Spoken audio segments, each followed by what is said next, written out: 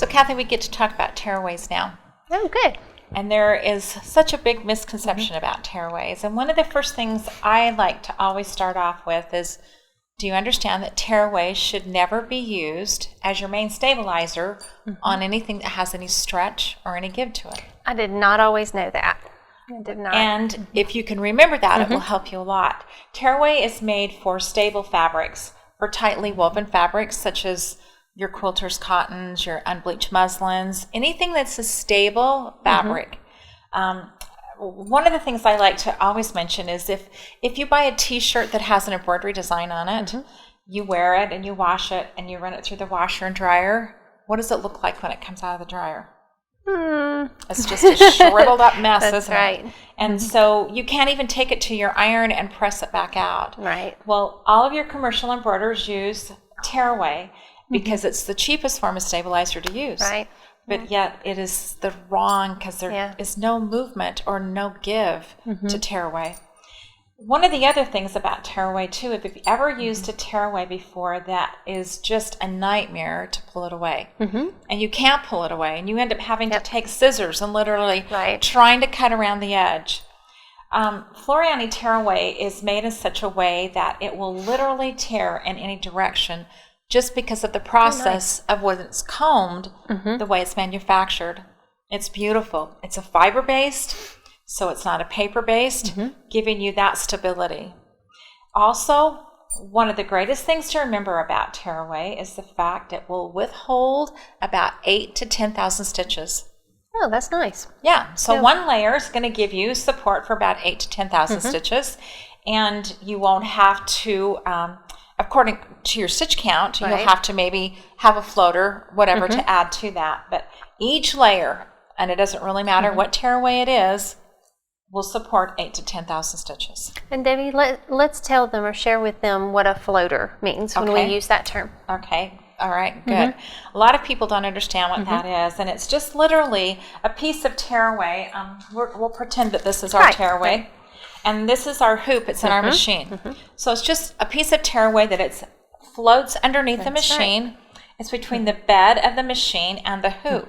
And it's not in the hoop. It's not attached to anything. As soon as you take a stitch, though, it's going to be attached. And it's not going to move. Either through basting or as soon as you start. So you may have to use one layer of floater. Again, that stitch count. For that stitch count. But you may have to use two. But a good rule of thumb is I never use any more than 2 layers as a floater. Well, let's just go through the tearaways one by one, and we'll talk about each one of them, all right? So why don't we start with our sticky. The sticky stabilizer, a lot like, remember when we talked about the Wet and Gone Tacky? Yes. We're going to do exactly the same thing, except this time it's our tearaway sticky, which is a perfect stick. This happens to be one of my very favorite stabilizers. Mine too. They refer to me as a sticky queen. I don't care. It works fantastic. It's beautiful, beautiful. So we've hooped this up, and we have the shiny side up again. And you can see the back side is pretty dull. So when you hoop it, you hoop the shiny again, because on the back is our tearaway. We're going to take our pen, and I like to have it on a flat surface. And I'm going to score it just like I did before. And I'm going to just go from one corner to the other, come back, and I'm just going to pull this away, tear this all off. Comes off really easy, and so we're doing this so that we can expose all of our sticky. And we're going to mark it just like we did before on the Wet and Gone Tacky with our heat friction pen. So we would just take our ruler. I'm just going to put this pen out of the way so we don't lose it here. We would again take our heat friction pen, and we would draw a line going both directions just like we did earlier. That way it gives us the center of our hoop. And we would do exactly the same thing with whatever we're going to work on. But now you can see we have the sticky exposed. That's nice. The beautiful thing about Perfect Stick also is when you get done and you tear this away, it tears away so clean and so easily. And you don't have to sit there with tweezers trying to pull all this stuff out. We've all done that, haven't we? Oh, my goodness gracious. And you'll find how nice this pulls off, and it doesn't stress the embroidery on the top, so it's not pulling that thread through the back. So this is our perfect stick, all right? And this really opens up a lot of possibilities for items that you couldn't ordinarily hoop in a traditional method. That's such a great idea. And do you know that I did not know this method until about 5 years ago myself? Really? I probably did embroidery for probably around 15 years before I learned this method. So if you're new to embroidery or just joining us or have never heard about this, try it. You'll love this method. And it's really so much easier than trying to hoop that up again. It is. And yes, I have a large piece in here. Make sure that it's big enough to go around the hoop. But this makes it, there's many times that it's impossible to hoop. And I'm one who doesn't like to hoop anyway. I just hoop stabilizer. I'm very lazy. But I have just found this works so good. But just like we talked about on the Wet and Gone Tacky earlier, be sure you base those layers together. Right. Because that's just so crucial. Don't rely upon the sticky stabilizer to hold that all on itself. Be sure and use that basting stitch built in the embroidery machine, or go to Applique Corner Fanatics Facebook page. We offer all sorts of sizes of free basting stitches to secure your item in your hoop. That's perfect. I think that's wonderful that you've done that.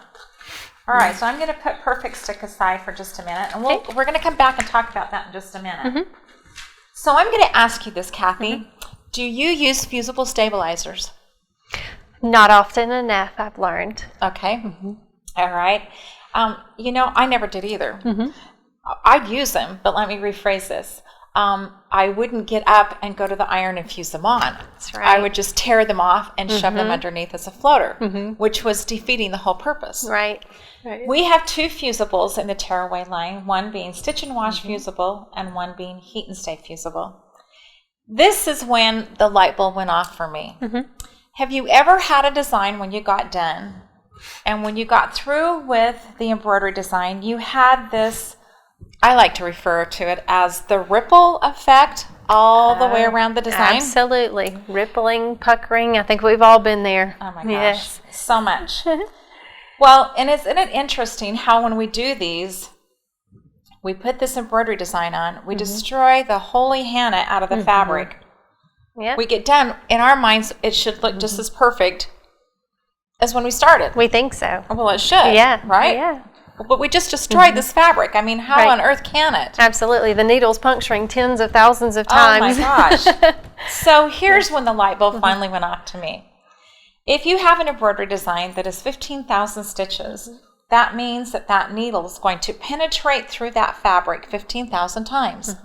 So when it penetrates through that, what is it doing? It's splitting. Yes. It's opening. It's shifting. It's stretching. It's moving. That's right. And then when we get done, that's why we have that ripple effect all the way around. If we'll take the time to fuse the stabilizer to the back of where the fabric's going to go, now when the needle penetrates through, it's still puncturing and it's still splitting, but the fibers of the fabric cannot shift. They can't move. They can't stretch. They can't go anywhere because the fusible stabilizer that's been fused to the back is going to hold all the fibers intact of the fabric. I like to teach that a new motto. And I drill this in everyone's head at all my events. If you have the opportunity to fuse it on, which means iron it on, by all means, fuse it on. So your new motto in life is going to be, fuse if you can fuse. Fuse if you can fuse. Truly. Yeah. And it will make a difference night and day of what your embroidery will look like. Nice. All right, now we're going to talk about first heat and stay fusible. Heat and stay fusible is another tearaway, because we're talking about tearaways, has a fusible coating on one side. And heat and stay is made for solid and dense designs. Okay. Now, in case we have any newbies, and which I'm sure we will. Yes. All right. Haven't done a lot of embroidery, brand new to the world of embroidery. A solid, dense design, they may not even understand what that means. This little guy here is totally solid. Right. That means there's no fabric showing anywhere at all. Yep. So he's filled in, and the higher the stitch count, the denser the design. Right. So this would definitely be considered as a solid, dense design. And actually, all three of these would be. Yeah. We call these, Debbie, filled-in designs. Filled-in designs, okay. We have applique, and then those of us who do primarily applique, we call these filled designs. So absolutely, and that just means filled-in, dense stitching. All right. So, great. Yeah. Wonderful. So Heat and Stay Fusible is made for solid and dense designs. So when you fuse that to the back, now there's two different ways to do this, and I'm going to talk about both ways. If you're going to hoop your fabric and hoop this whole entire block, of course we're going to have to cut our block bigger than the normal size to start with, because we've got to have it big enough to go into the hoop. So we would cut that big enough to fit inside the hoop. We will fuse the Heat and Stay Fusible to the whole entire back of the fabric, and even an inch beyond the fabric. And the reason being is that when we put that in the hoop and we clamp down that center hoop, it won't stretch the corners of our fabric out. And if you've ever done that before, and you can see how it distorts your stoners when you get it all done, your square is not anymore 10 by 10, it's like 10.5 by 11. Right. It'll stretch it out. So by putting that back, it totally protects the fibers of the whole entire block. So rather than cutting a piece the size of the design, we want to cut the piece the same size as the stabilizer, and you always want at least an inch on all sides of your hoop of the stabilizer. If you're going to hoop this. Yes, got it. Now, Kathy, if you're going to do it the way Debbie does it, the lazy way, I'm only going to fuse the Heat and Stay Fusible just to where the design's going to go. Okay. All right. And then I'm going to come back to my Perfect Stick because I'm going to put Perfect Stick in the hoop. Okay. Now, I believe we have a heat friction pin right down here. Let's just run a line down this so that maybe everybody will make sure that they understand this. And we've already talked about our heat friction pins, all right? So let's just draw a line, and we're going to imagine that this is perfectly straight, okay? Because if you were at home, you would have a quilter's ruler, and it would be much straighter, okay? All right, but this will give you the idea of how this is supposed to go. So we would draw our line onto our Perfect Stick. I would do exactly the same thing. Now, Kathy, when I pick a design, I always run it through my software, and I print out a black and white copy first. That way I can see, because in that printout, there's a crosshairs that show me exactly where the center of that design is. That's a great idea. Well, not always can we tell where the center of that design is. It can be very difficult. Oh, it's very difficult to find the center. It is. Through software. So I'll take that black and white copy and I'll put it on, and then I'll just take a straight pin right through the center where those crosshairs are, marking where the center of that design is, turn it to the back, and I'll make a little mark with my heat friction pen.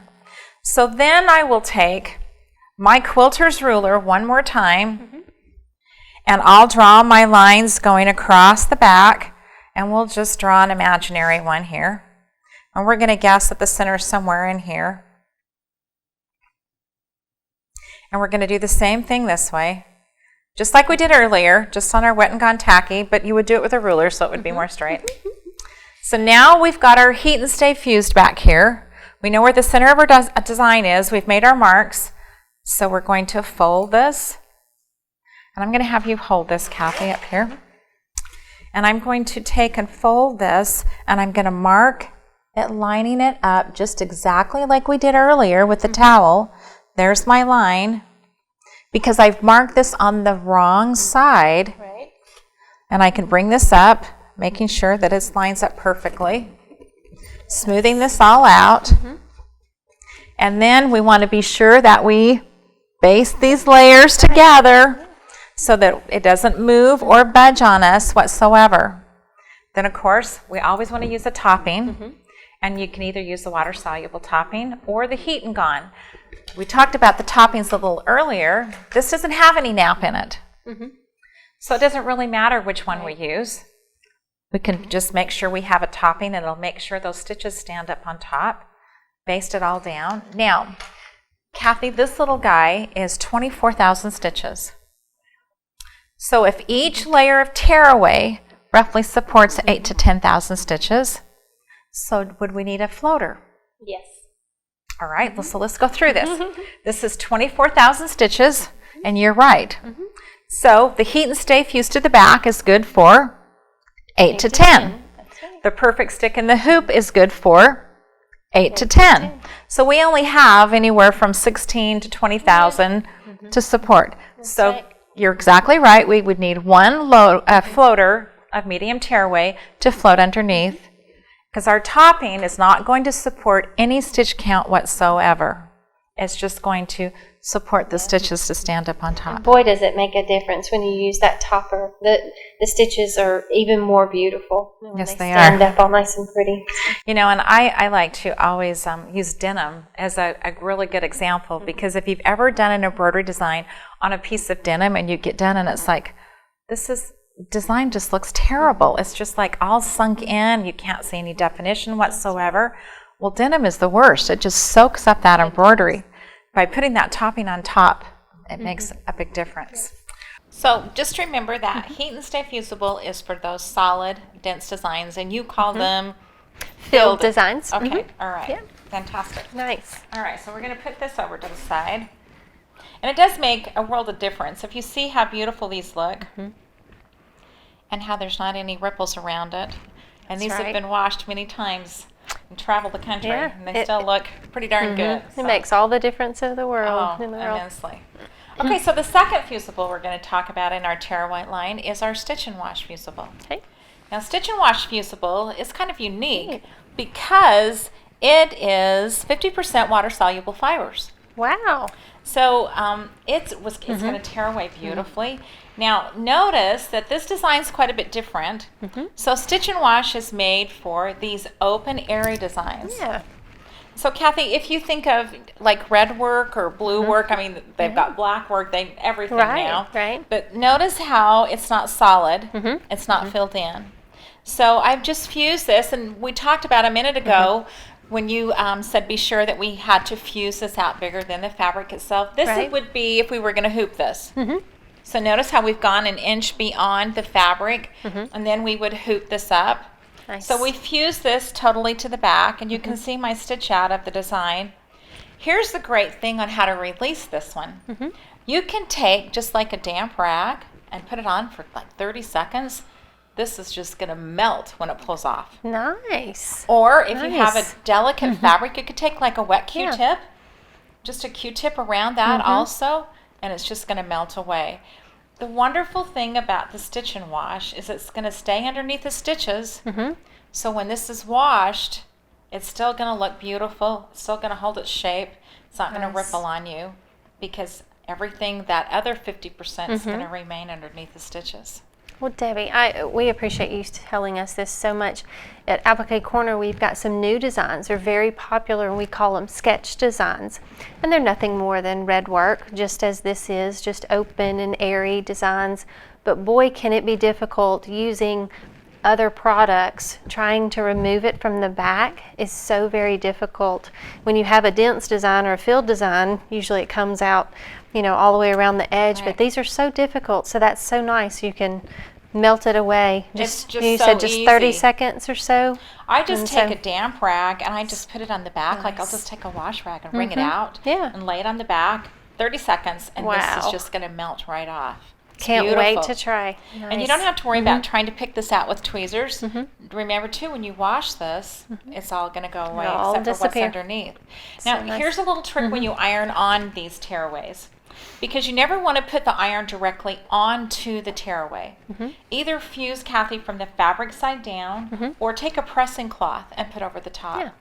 And then just fuse it that way. And there is a difference between pressing and ironing. Right. Do you know the difference between the two? I think that pressing is just holding the iron down and not going back and forth. So why do you think that we wouldn't iron? Maybe shifting it? It does. Yeah. That's exactly right. Yeah. Shifting and stretching. And I know I'm putting you on the spot, but very good. Oh, no. Well, I've watched some of your other videos and I've been in your classes. So. It does shift, it does move, and it does stretch, and that's why pressing it up and down. Because if you're ironing, you can get little puckers and little wrinkles in it too. The other thing I was going to say is now this would be if you were going to hoop this whole thing. So how do you think Debbie would do this? The lazy man's way. The lazy man's way. I would only fuse where the design was going to go. Then back to my perfect stick again. That's right. That's my way too. Oh, I know. That's my favorite. That's my favorite. I love this stuff. It's my favorite. So then I would take and I would draw my markings again, and I would line it on there. Of course, this all wouldn't be on the outside, and I would do exactly the same way. We know a lot of times, Debbie, we try to hoop items. We don't always have the luxury of it being a flat piece of fabric. Sometimes we have an item or a garment that has a seam in it, and sometimes those seams are thick. And I don't know about you, but as I age, my hands hurt sometimes. And trying to go around and hoop and tighten that, this is just such a better way for me personally. That's one of the reasons why I prefer it. Well, and I think the preciseness of it. Exactly. Not having to rehoop because you're off just a little bit. Exactly. So remember that each one of our tearaways is going to roughly support 8,000 to 10,000 stitches. Now this was just an outline. This was only like 7,000 stitches. So we've got way more than stabilizer. We don't need to have to worry about any floaters on this one. Right. Okay. All right, so that's our stitch and wash fusible. Okay. Now medium tearaway, and medium tearaway is what we would use for our floaters. It's the cheapest form of stabilizer. Okay. Again, it's going to withhold 8,000 to 10,000. And really when we use our medium tearaway is just for those floaters, 1 to 2 layers. I'll tell you another little trick that I love. If you ever like to do decorative stitches, I take, because those floaters, when we get through floating, we can have some pretty large pieces left. Yeah. So I'll take those and just cut them in 2-inch strips, and I'll just put them in a baggie, set them aside. And then if I'm doing anything that has any kind of decorative stitches on it, I'll put this underneath and float it underneath my fabric. What it does, Kathy, is if you've ever done decorative stitches on your machine, like I'm going to say scallop, for instance. Yeah. The first scallop turns out beautiful. Right. But the second one is half the size of the first one. And the third one is maybe 3 times as long as the first one. It's hard to have those feed dogs feed that fabric through totally consistently. By having this underneath and slowing your machine down a little bit, and I'm so guilty because I am such a pedal to the metal kind of girl. Shoot, let's get this done. Oh my gosh. Just back off a little bit and let your machine do its work. This tearaway will feed through with that fabric on top more consistently, giving that much beautiful decorative stitch. Actually, your decorative stitch will look just like the decorative stitch on your machine. Wow. I know.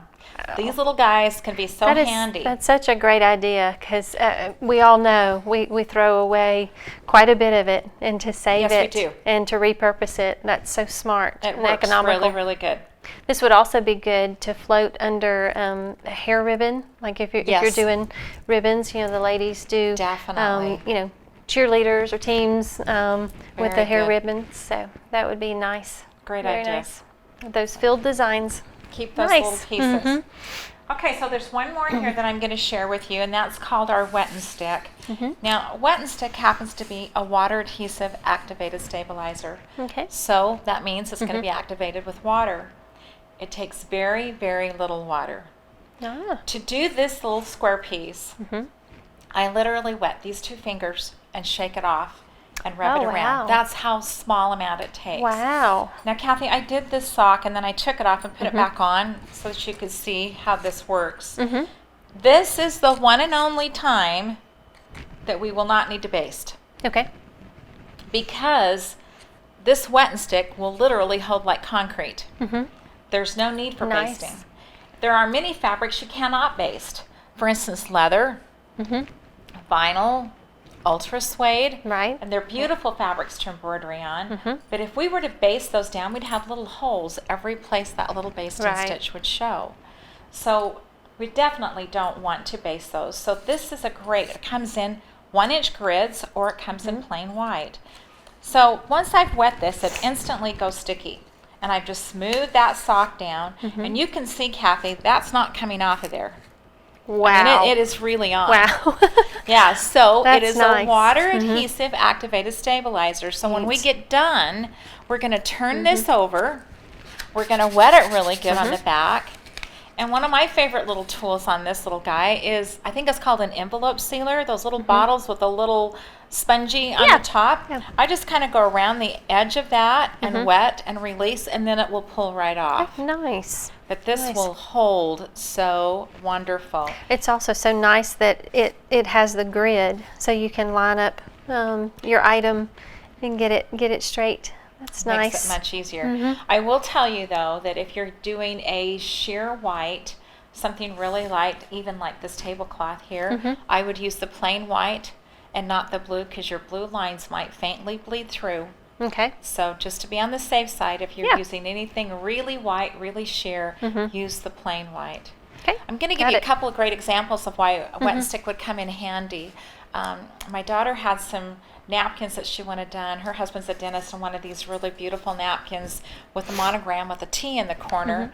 And when she sent them to me, I was panicky that if I basted those, because they were very expensive, I'd have those little holes. Right. So I thought, gosh, I don't think I want to try. Well, there's no way I could hoop it, because she wanted this little T in the corner. So I just put 4 napkins and 1 hooping. So I just put the 2 and the 2. Smart. And then I just moved my machine, or you could set your software up, and it worked absolutely beautiful. Nice. That is so smart. So keep that in mind for things that just can't be hooped. Thank you, Debbie. All right, now I've showed on this tablecloth here, I just kind of wanted to have this out here to show you this really solid, and I'll hold this one up here so the camera can see it a little bit better. This is definitely a very solid dense design, isn't it? I mean, you can feel the density in this. So this is kind of just a good test. So where this is a solid dense design, we want to fuse heat and stay fusible to the back of where this is going to go. Okay. Of course, we can't hoop this, can we? There's no way. Yep. The way it's situated with the Battenberg lace around it. Right. So we'd have perfect stick in the hoop. We've got our heat and stay fusible fused to the back. So this little guy is 51,000 stitches. Wow. It's a lot. It's gorgeous. It is gorgeous, but there's a lot of stitches in there. Yep, that's a lot of So we have our perfect stick. We have our heat and stay fusible. We are definitely going to have to use 2 layers of medium tearaway as a floater on this. And you're right, that's only going to be about 40,000 stitches to support. But you know why this turned out beautiful, even though we don't have the stabilizer that we should, like, say 50,000? Because we fused on our heat and stay fusible, and it held all the fibers of this linen together and turned out absolutely beautiful. And this has been washed, I can't even tell you how many times. It really does work. Well, it is. I'm saying fuse when you can fuse will make all the difference in the world. Oh, thank you. Thank you, Deb. All right, Nice. so one more here, and then we'll have our segment. But have you ever done any paper piecing? I have not. It can be addicting. And it is a lot of fun to do. Stitch and Wash comes in 8.5 by 11 sheets. And this is absolutely fantastic for paper piecing. Now, I learned this art years ago, and I hated it. Because when you got all done, then you had to take tweezers and pick it all out off the back. And I'm like, nobody wants to do that. No, not for me. And you can run these through the printer, so you can see where this has actually been sewed on. And this one, you can see where I've actually tore everything off. Now, this just comes off so easily. Oh, wow. Because remember, that Stitch and Wash is that 50% water-soluble fibers, but this tears away so easily to do this. And you don't have to worry about having to go back and pick any of this off later. So you just sew your fabric right onto it. Paper piecing is following the numbers. Okay. So you're literally sewing number 2 to number 1, number 3 to number 2, and you just follow the number system. But it's very popular in the quilting world. Nice. So I'm sharing this with you because you may have some of your customers that love to do paper piecing as well. They will love these 8.5 by 11 Stitch and Wash sheets that are printer friendly. Nice. So that pretty much covers our tearaway section. Well, thank you so much. What great information for all of us, and I appreciate you sharing it with us. My pleasure.